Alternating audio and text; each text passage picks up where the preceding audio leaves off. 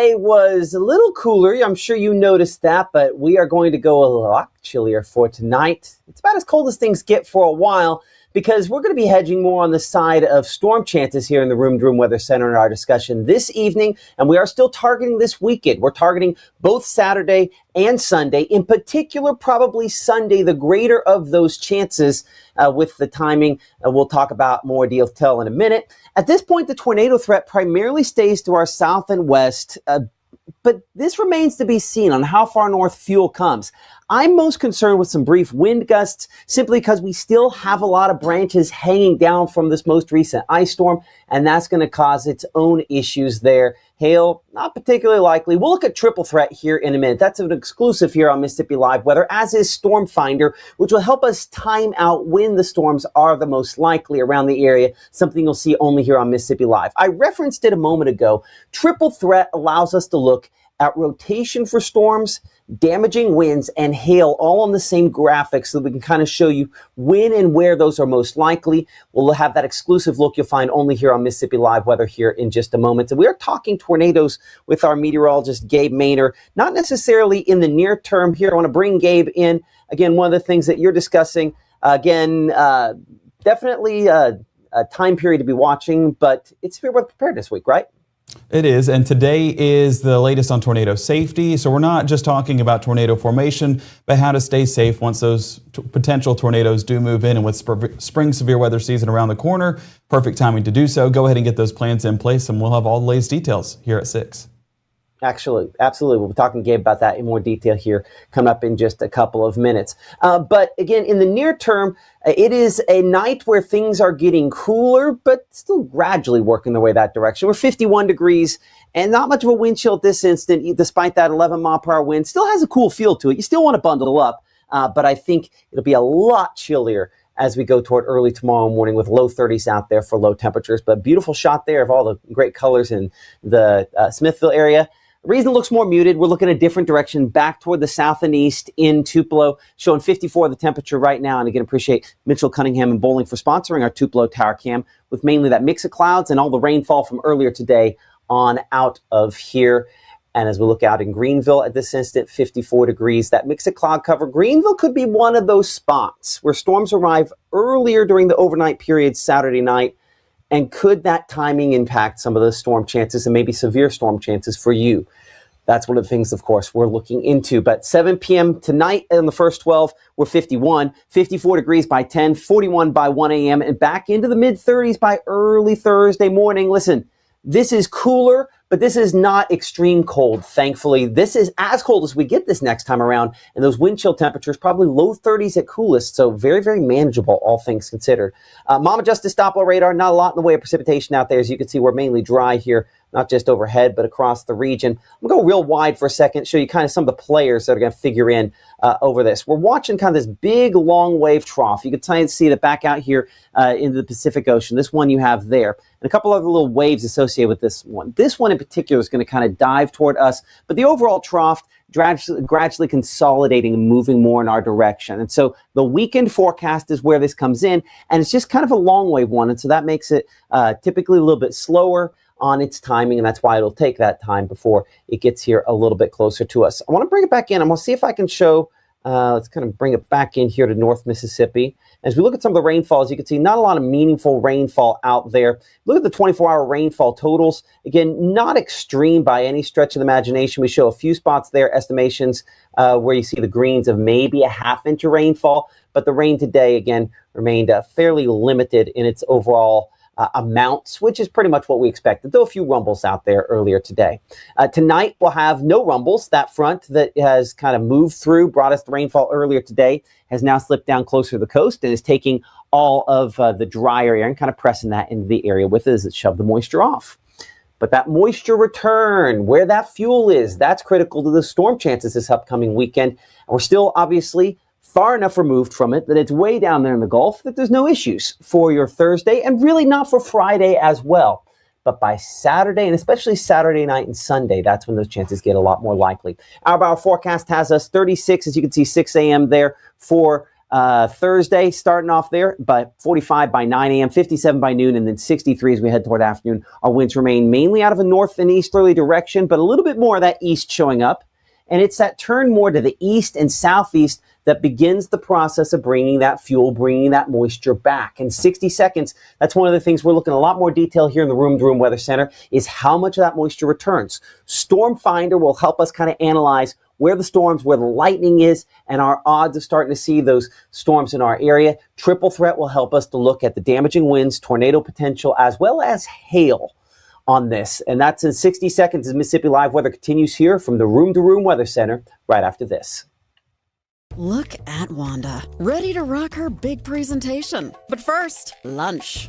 Sweet Pepper's Deli. Delicious, celebratory, but is it quick? The Cobb salad. Tender oven roasted chicken, topped with cheese. Prepared, plated, and served?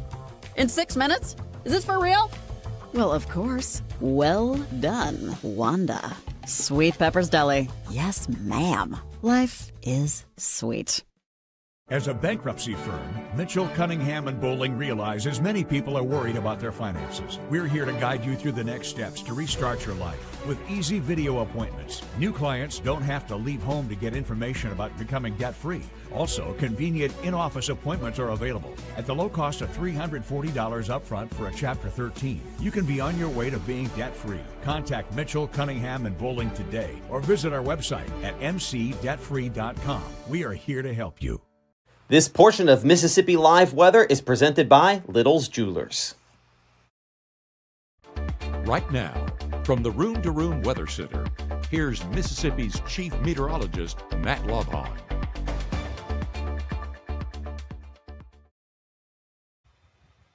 Hey, thank you so much for supporting us here on Mississippi Live Weather. I'm Chief Meteorologist Matt Lobhon, and today was obviously a little cooler. Tomorrow will be as well. And I think we're keeping conditions dry for our high school game of the week. Again, basketball game inside, so no real issues there. But if you're heading out the Division 1A tournament in particular, this one's going to be in Ellistown as our game of the week. That's why we don't have specific teams on there. We're still waiting to see who ends up in the bracket there. That 7 p.m. tip-off, it's going to be the girls this week. And that's going to be our game of the week. Will it be East Union, the home squad, or one of the other teams in that tournament? We're excited and again appreciate the good folks at Langston a lot for supporting us here on our Mississippi Live Game of the Week. Something you'll see only on Mississippi Live, Storm Finder. Again, this is something that no other local TV station has.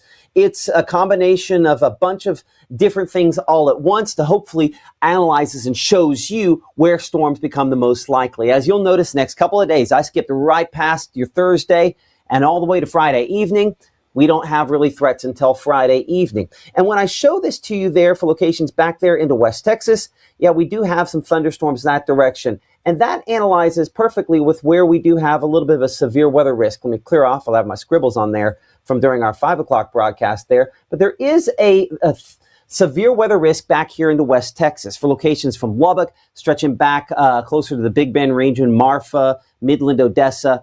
So when you see that, and we come back over here to look at our exclusive Storm Finder, and we'll kind of widen things back out on this one as well, you'll note that those are the locations that we're also tracking on that. So it gave me the logo a couple times there, but look back toward West Texas. So this is what it looks like when we're starting to see some storms that are a little bit heavier, arguably somewhat stronger back in the West Texas. You have the lightning here depicted, you have the thunderstorms, and you can a lot of times track the lightning to see where those storms are the heaviest.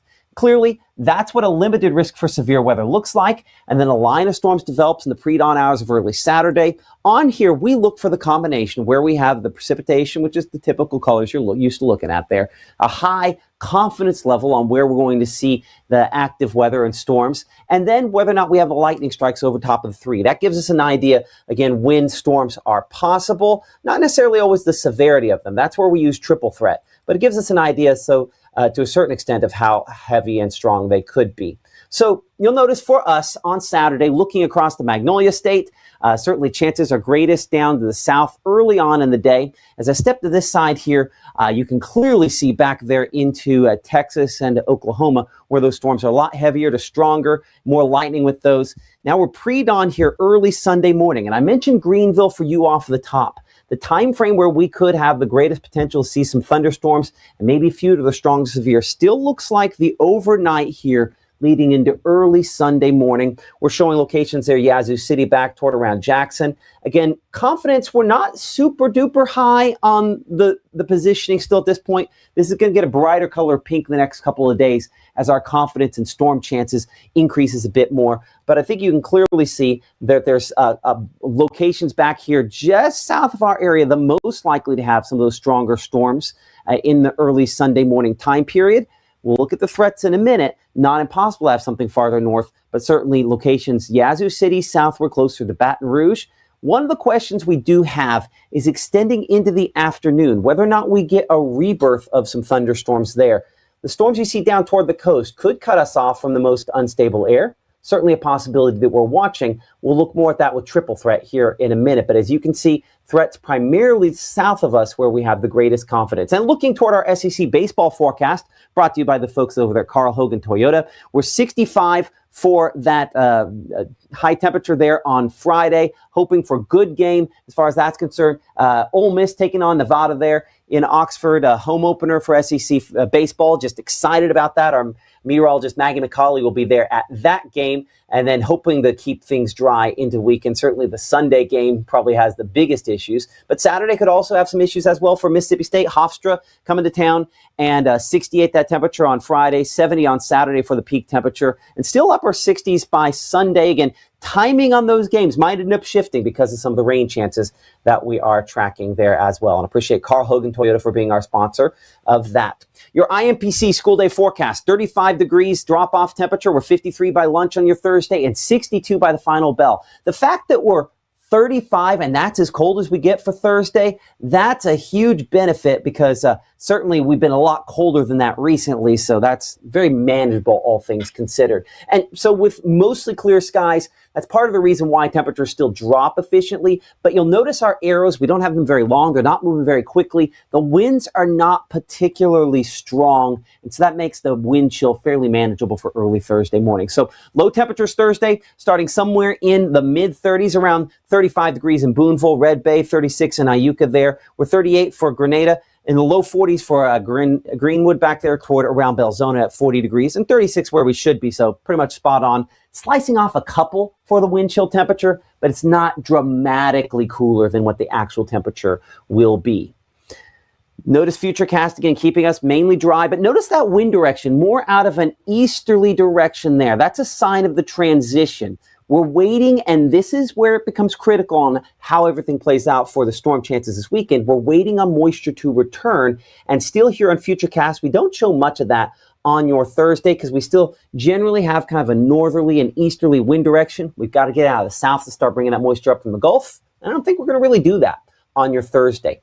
As a result, Thursday's highs, I mean, if this is as cold as we get, that's not half bad, right? 65 in Grenada, 66 degrees in Greenwood. We're 68 Kosciuszko, 66 Louisville-Macon, 67 for Aliceville, and 62 for New Albany, 61 degrees in Holly Springs and Senatobia. So keeping things again dry and mostly clear here into Thursday evening. A couple sprinkles up to the north of us. Kind of the first signs that anything is starting to change just a little bit there. And I don't really think any of that probably makes it down to the ground as we're, again, largely still dry, as you'd imagine. High pressure has done a pretty effective job of kind of shoving all the moisture down in the Gulf of Mexico. And so with that shoved way south, I mean, we're barely kind of starting to see a little bit of cloud cover return there, you notice? That's maybe the very, very leading edge, a little bit of that moisture trying to work northward. So again, with dry enough air, low temperatures Friday, starting around 40 degrees in Senatobia, 39 Water Valley, Oxford, as well as Bruce at 38. We're 39 Tupelo and 40 degrees in Amory. And Friday is the first of our rain chances when they come back. But notice here on our Futurecast, we're just not particularly impressed by what we're looking at. And we're going to change this over from our HRRR to our strike model here as we head toward midday. You'll see the cloud cover change just a little bit on that. just mainly high and thin clouds, but you don't really see the precipitation chances come up much. So again, a non-zero chance during the daylight period to maybe have a few sprinkles. It's more likely Friday night before we'd see something, and even then, it's really a lot more Saturday and into Sunday that we're more likely to have some impacts there. So Friday's highs, around 65 degrees New Albany. I referenced again our SEC baseball games, home opener there in Oxford at 65, 68 down in the Starkville area. So pretty mild considering where we have come off of. And there's a lot of those home openers just bitterly cold. This is going to be a pretty nice day, all things considered, to kick off the baseball season. Caleb down there in Starkville, Maggie in Oxford. I'm going to be jealous of both of them because I'll probably be here in the studio tracking, of course, that weekend storm chance. So Friday evening, again, we're still ahead of any of the active weather. That's still back out here. As we talked about earlier, the severe weather threat back for locations into West Texas out of this storm system, really kind of digging up the moisture there a little bit longer to return, stronger winds aloft. But you'll notice how these thunderstorms are going kind of between our two fronts. It's a sign that this front back here, this Pacific front, is not going to be a big blast of colder air. Even when it makes it here, it's just slightly cooler behind that into next week. So one of the factors to consider is that we don't sometimes have just that really, really good push of lift. This largely just kind of a prefrontal wave of thunderstorms that on our strike model here does in some form or fashion continue into your Saturday for a lot of spots. So we're now showing you Saturday, 3 o'clock in the morning. Again, for us, it's just a couple of sprinkles. That's about it. And the most active weather kind of reaches its minimum there early Saturday morning. Now watch this storm system as it progresses toward us on Saturday. Again, we're watching the clouds coming out of the Gulf there. Look in particular, South Mississippi, Hattiesburg area there, for example. All that cloud cover working its way northward, a sign of some of that moisture. But I think the deepest moisture, even still there at noontime on Saturday, is down here closer to Jackson and Hattiesburg. And so that limits the amount of fuel we have available in North Mississippi. So showers, again, mainly lighter variety, higher level sort of stuff here. 3, 4, 5 o'clock on your Saturday into the afternoon. This all easily below severe limits. Again, we don't have enough fuel up here at that point in time. Now, the storm system does continue to kind of pick up a little more energy there. We're watching this line that you see back out there into Texas and stretching there through Waco back toward around the Dallas area. That's going to start accelerating eastward. Watch how it picks up a big head of steam here by 9, 10, 11 o'clock to midnight. And then still some question as to how strong this will be here, as you can see at 11:30 to midnight. This positioning still solidly as we change over into early Sunday morning back out west there into Arkansas.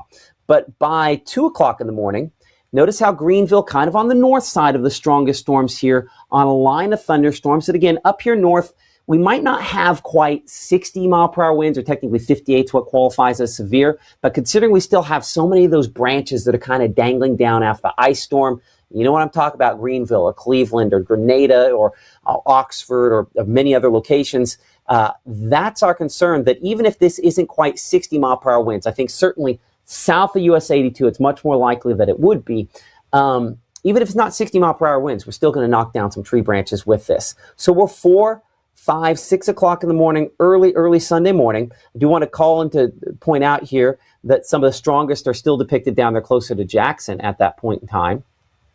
And then as we head here toward around 5:30, 6, 7 o'clock in the morning, again, the majority of the active and severe weather looks like it largely stays south of us. But the question becomes the rebirth, or whether or not that even ends up happening. Because you could see here, looking at this through 9, 10, 11 o'clock in the morning, I still have some thunderstorms kind of on the backside, and our cold front with the slightly cooler and mostly drier air isn't all the way through the area here, even quite the noontime.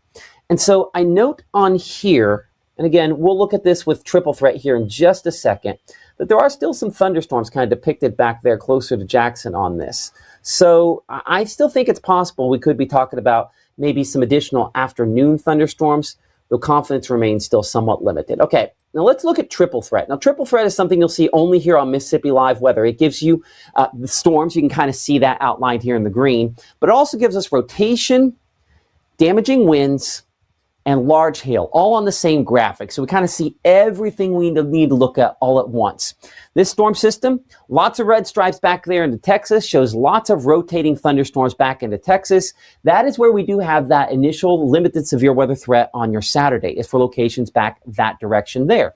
You'll also note considerable amount of hail depicted for some locations back there as well. If you just kind of see through the red to some of a combination there, we have both the rotation and the hail, but those blue sort of colors you see there, those are the large hail returns out of this. So that's what it looks like when you see some of the large hail. We don't have, I think, in any of those, a lot of damaging winds depicted.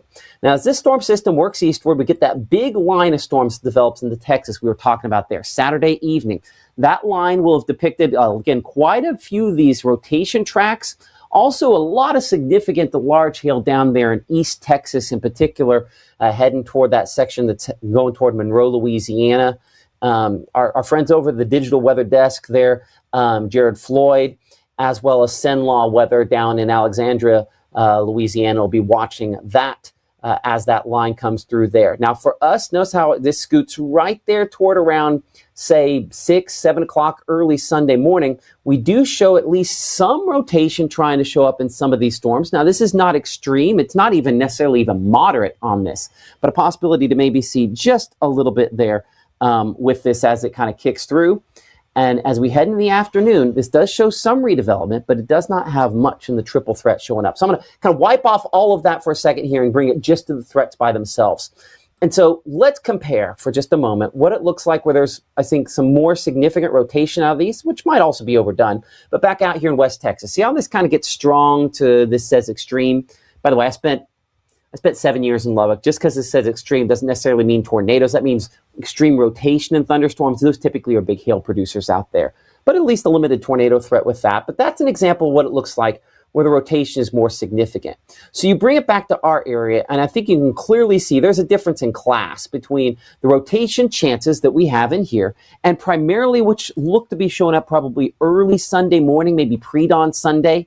I think there is some rotation in this line, but what I don't see on this is much in the way of wind damage or hail threat. I think that kind of tracks with the limited instability there.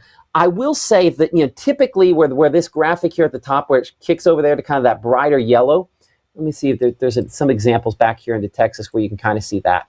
That's where it has very, very high confidence level of greater than 60 mile per hour winds in the model. Models tend to underdo winds, peak winds in particular. So to say that 60 mile per hour winds is typically what we would care about. But because of damage from the ice storm, it's not going to take 60 mile per hour winds to knock some limbs down and to break some trees that are already dangling over or weakened by that. So that's going to be an issue all throughout our severe weather season this year, is that we're going to have these sub-severe winds, 30, 40, 50 miles per hour. They're going to knock down branches from time to time. So whether you're driving along the road or parking your car beneath them, let's at least have that in mind that we're going to have some issues related to that. But I think the big headline is this.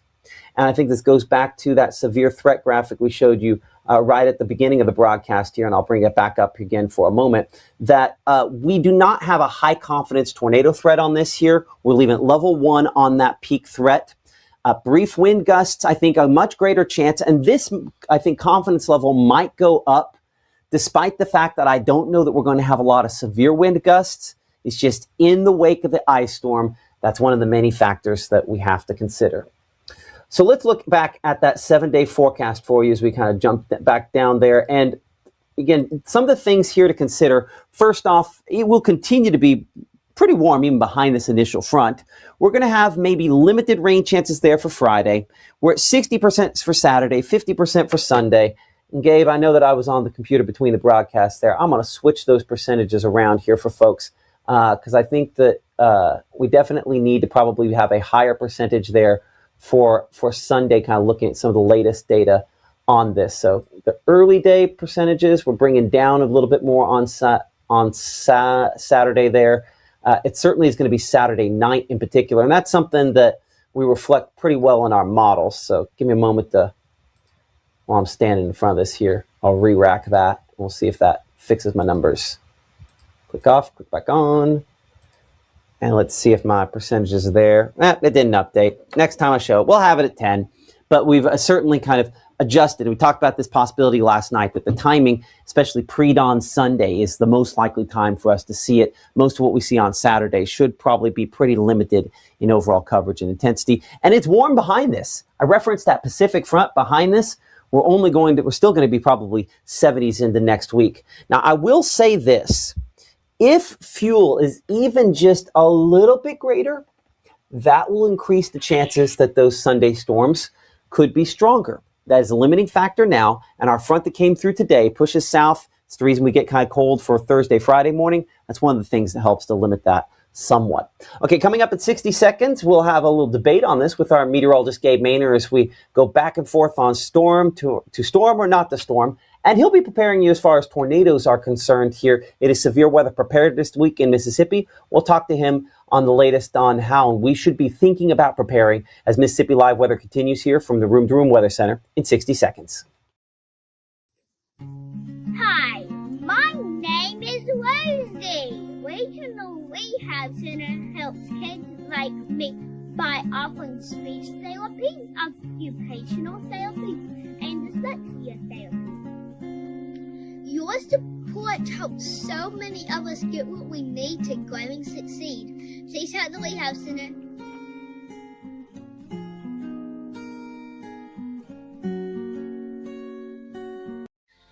For decades, I've taught you everything I know. But only you can prevent wildfires.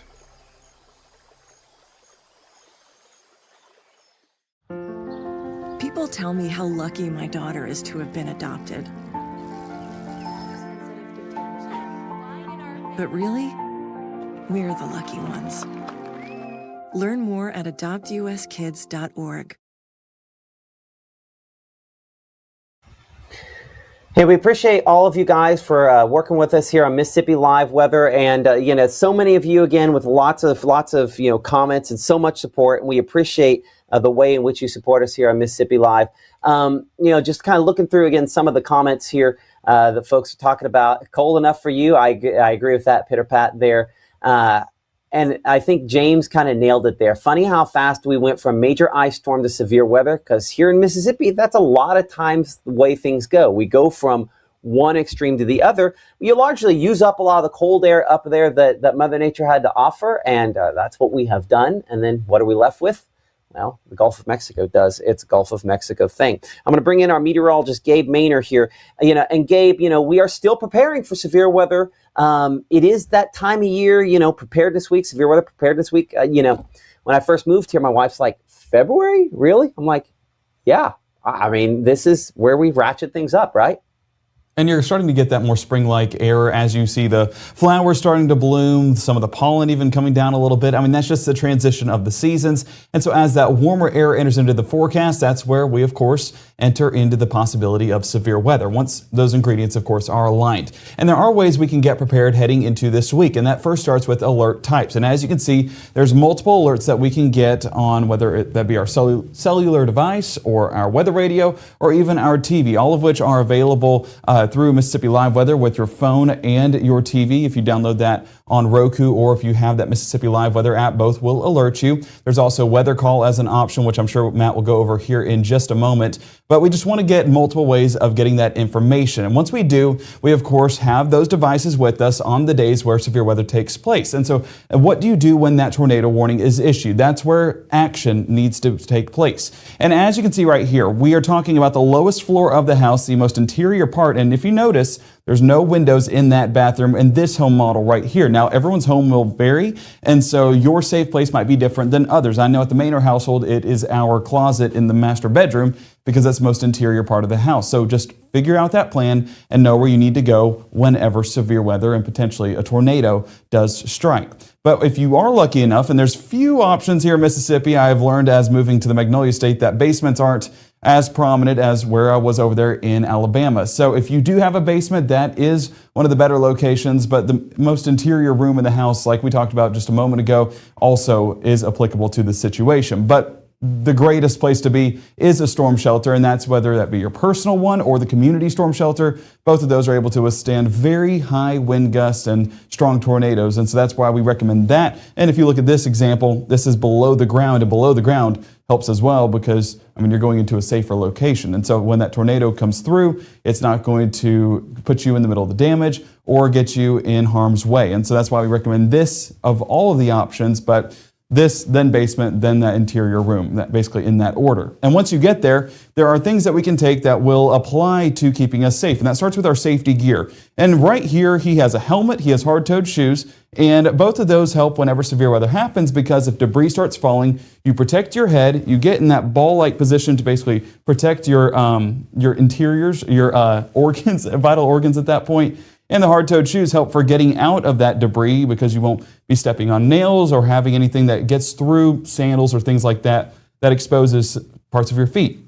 But what we also have is an air horn, a cell phone, and water. Water can help you stay alive for what could be a long period of time. Air horn can let folks know where you are whenever they're cleaning up that debris. And cell phone, you can call if cell service is still available. You can call whoever you need to call in order to get help immediately. And as we look at those kits, this is something I recommend everyone doing. Go ahead and take that to your safe place. If that's the interior room or a storm shelter, go ahead and get this kit together. And that includes cell phone, I would say a portable charger for that matter, air horn, batteries, boots, flashlight, food, weather radio, water, and helmet. And you can add a few things in there as well, including your pets, your family. Just make sure everyone and everything is where it needs to be in case severe weather is happening and if severe weather is likely. And as we head to those safe spots, of course, we do need to know the situation and know the setup. And that was what Matt was getting into a moment ago, is just kind of the setup for severe weather to take place. A big thing that we look at is shear, and it basically forms these, horizontal tubes, basically getting into the development of a tornado. And these tubes are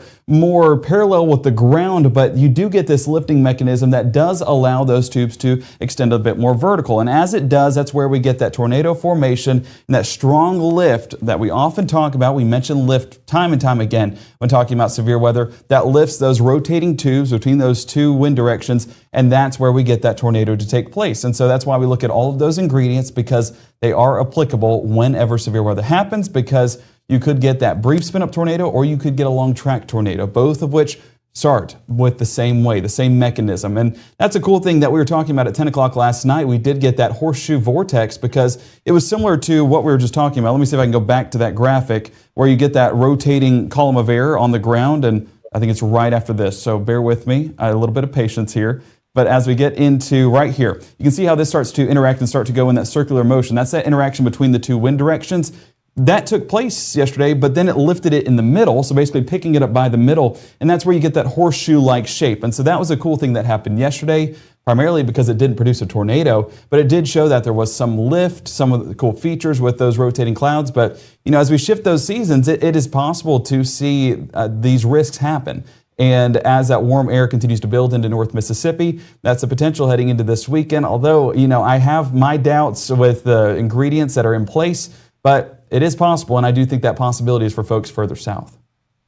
Yeah, and I'll say this about, I don't fully love this graphic here. Part of the reason for that, I think this does a great job of showing landspout tornadoes. The vertical wind shear is important, but there's just so many other factors that go along with this as well. Directional shear figures in, to getting the whole updraft of the thunderstorm to rotate. So I want when you start talking about that horseshoe vortex where you essentially had, an area of rotation that had some kind of lift in the middle, that's there's a big difference between those two things, right? On scale, on kind of how all that works. You know what I mean? Like here, this is the part of this that I don't want I'm gonna bring it over here for a second. I know this is me being nitty gritty and particular on this. Okay, so for tornadoes to form, you have to have, again, that directional shear. But there's one of the things that, the researchers are still looking at is we know that we have that horizontal shear that's tilted in the vertical. That's that updraft helicity, or that helicity that we're talking about, right? So measuring how the air is going up into the thunderstorm and the rotation, when we look at those rotation tracks, that is the track of that updraft helicity. But it's more than just, a single column of air being tilted into the vertical. You have to continuously have that column of air tilted into the vertical as wind is being ingested in the thunderstorm. So one of the cool things about tornadoes is that they are immensely complex. And this is, by the way, Gabe, not a knock on you or the graphic or anything like that. It's just a testament to how difficult it is to get a tornado to form, because the crazy thing about it is there's just so many little things that kind of have to go into that in order for it to form the correct way. Okay, Gabe, I'm going to see here. Let's go back in a double box and let's talk here for a moment about this storm chance for this weekend. Now, I'm team possible. You're team possible as well, but I think I'm hedged a little bit more toward possible maybe than you are. Would that be a fair statement? Yes, because I think that severe possibilities are more limited. Do we see impacts? Yeah. But I think if we're getting severe thunderstorm warnings issued, even tornado warnings, I see that all the ingredients further south a little bit better. And even as I was watching our strike model and even the triple threat model, once it got across the Mississippi River, the ingredients just basically lackluster. And we're also talking about time of day, and with the temperatures getting into Sunday morning, they were dipping into the low 50s. And whenever we're talking about those temperatures, they can't be lower than the dew points. So that means dew points are in the low 50s as well whenever we're talking about the potential resurgence of a few of those storms. So a low 50s isn't going to produce severe weather, but 30-mile-an-hour wind gusts can knock down a few limbs. So I'm not saying it's non-impact, but I do veer more towards the non-severe. And I think that's where I stand with North Mississippi in particular. Down south, different story. I think ingredients are a little bit more in place. And, Jackson, Meridian, down towards Hattiesburg, I think that you could see a few severe thunderstorm warnings. But aside from that, I don't know if I'm fully sold. And honestly, like we were talking about Saturday and Sunday's rain chances, I don't know if I'm fully sold on that either, just because of the change. And this time yesterday, I was looking at models and the warm front was right overhead. Now the warm front is lifting much more north. And if you look at the trends, I need to see it be a little bit more consistent over the next at least 2 or 3 model runs for me to, see a little bit more on that side. But it's just a little bit too inconsistent right now for me to say one way or another. I think it's possible, but I don't think that it's more probable up here in North Mississippi. I would agree. I must have clicked the wrong thing. Oh, I know exactly what happened. I'll bet I was on Golden Triangle on this. I was. That's why my pops didn't update. Oops. See? I warned everybody, I was like, look out in case this happens. And then it's me. Every time, Gabe. Every time. Yeah, most times. So I want to flip-flop those pops just a little bit there. Here's my thinking, okay? And some of this is going to come down to brute forecasting, which is where you're at on this. And some of this is intuition, for lack of a better way to put it. Let's see if that will. Gonna flip my pop. It does take a little bit of time for it to do it. I know. I'm impatient. It's fine. Part of this is brute intuition on my part, because yesterday I was looking at it, I'm like, it's gonna wait till that's gonna slow down to Sunday, and then it kind of shifted a little bit later like that. What I'm afraid of more than a high percentage on Sunday is that we overshoot Saturday on it. You end up with light showers, maybe 60% coverage, and one of the things we always discuss at the TV station is, where do you put your pop, right? Do you put, look, it updated. I told you patience pays off. That's fine. Okay, well, that answers a question. One of the things I thought in the past is that I had to actually reopen this for that. It's for the icons. I have to reopen it. Still learning every day. We'll get there. I'm all off target on this. The probability of precipitation, right? Do you need to have it higher as far as people are concerned on Saturday?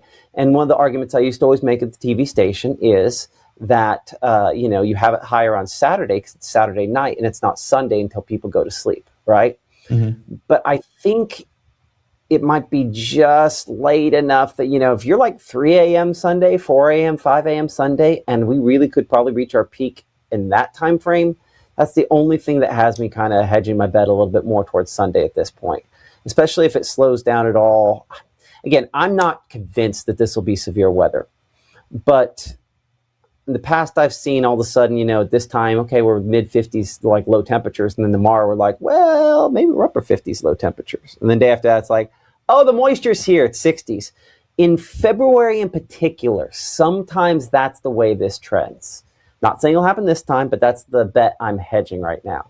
Well, I'm curious, and I'll use your words here, because whenever I came into Mississippi, and you're kind of showing me the ropes of forecasting as I was still a wee lad in college. You're going to use it against me. Go for it. Well, I'm curious how that applies to this, because you always talk about that first event always kind of being overdone. Like you're trying to figure it out on models of where it stands. And you told me yesterday, I was citing more on GFS, and you said it hasn't happened yet. And so kind of hedging our bets on one model over the other, we're still kind of figuring it out as we get into that season. But, what makes you sold? I don't know. You seem a bit more ambitious on this event than I've seen the first events in the past. Well, so this isn't the first event. Do you remember before the winter weather, there was a limited chance there? Do you remember that? I got to use way back in my noggin because winter weather basically took out my brain. Yeah, but in mid-January, we had a chance there, and it did not pan out, really. And so once again, this time, it's probably south. I'm 100% with you. I would say that it's in all likelihood south. But, we're now mid-February. And if it holds even a little bit slower in the Sunday, if that trend continues, that's an extra day to get some moisture up here, get dew points a little higher. Listen, I think it's probably still south primarily. That's the reason on that confidence graphic, I was like, we're not touching it. We're leaving the same confidence levels yesterday. But I don't know. I'm really interested to see that 54 Sunday morning could come up a little bit more if dew points get a little bit higher. It's probably south. Well, and it's probably mainly south. Looking at long-range forecasting, which, long-range forecasting is as long-range forecasting does, but dew points were a little bit more prominent. So I'm looking at future events thinking it's like, okay, we're building back that instability, bringing back that warmer air mass as we head into the spring season. And so that's where, it becomes a little bit better. With this forecast, I say better in almost a negative way because the dew point's getting higher, but that's what I meant. It's better ingredients for the storm system. I don't want to confuse anyone. I'm not rooting for severe weather. I promise you that. Yeah. But the thing with this event is it's been pretty consistent on GFS and Euro, both in the low 60s. And so that's where, and this is more on Saturday as the front works through into Sunday. And yeah, I think that low temperatures Saturday night are going to be a big determining factor, how that trends over the next couple of days. But does that up dew points getting into A, Saturday afternoon, or B, Sunday afternoon? I don't know. Think Saturday afternoon. I don't think there's enough time on Saturday afternoon. Well, is Saturday afternoon not the day that we need the moisture to rebuild if any of those strong storms were to take place? Like, isn't that our day to build those ingredients? Well, I think they continue overnight. I think you end up with a wedge of unstable air. And that's one thing that I did like that we showed at 5 o'clock that I don't think we showed at 6 o'clock. And I debated trying to find a place to wedge it in, and I could not. Wedge is the perfect way to describe it because it's a wedge air mass. Here it is. Okay, let's look at this, and I'll change it to where, like this. Okay, so we'll both kind of talk about this at the same time. Okay, so this should be, go through noontime. We should have an updated version of this versus what we showed at 5 o'clock because the new data has come in since then. So here's kind of Saturday, and Saturday morning. I'm going to stand on this side. The instability to a certain extent has a lot more to do with what's the overall structure of the atmosphere. But you end up with just that wedge, and that is not as tight a wedge as what Strike had. This says NAM, I should say Strike. Not as impressive a wedge as what Strike had earlier, but it is a little better. It had a little more instability farther north there. I don't know. Sometimes you also get instability behind the front, and I think that might be what this is indicating here. Let's say this particular version of strike we're looking at here versus the one from earlier today, this one looks less developmentally interesting because this kind of initial right there, the meridian stuff, that's kind of the initial unstable layer before the front moves through, it's not as far north. Like this right here extended where that kind of the nose of that instability was all the way up there to say Oxford on the previous run. So that's a sign. I might be able to pop that up here. And latest. Well, and you're strictly speaking for North Mississippi, because if you look down south, it is clearly more prominent. Yeah, no, there'll be some stronger thunderstorms down south. We'll have at least level 1 risk, maybe level 2 risk down south. And speaking to that, I do want to say that SPC has put out that level 1 risk for West Texas on that day 3 outlook. So, they're already issuing it, and they've talked about Saturday and Sunday, and they haven't fully gone up to 15%, and 15% is our slight risk, or level 2 risk. That's that yellow that pops up. So they're not fully sold to issue that, but what that tells me is they're kind of on board to go more marginal and kind of go from there as short-range models do come out. So I do think that day 3, what would that be?